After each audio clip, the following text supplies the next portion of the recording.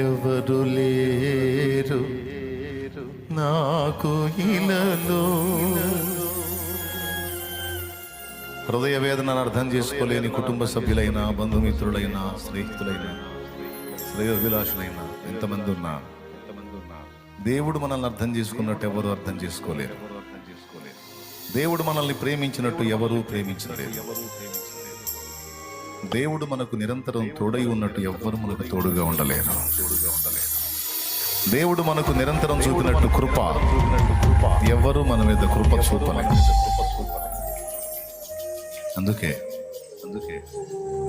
భూమి మీద ఎందరున్నా అందరికన్నా అన్నిటికన్నా నువ్వే నాకు ముఖ్యం, నీవు తప్ప నాకు వేరే ఆశ్రయం లేదు అని భక్తుడు పాడుకుంటున్నా. ఎవరు లేరు నాకు ఇలలో, ఆదరణ నీవేగా, ఆనందం నీవేగా.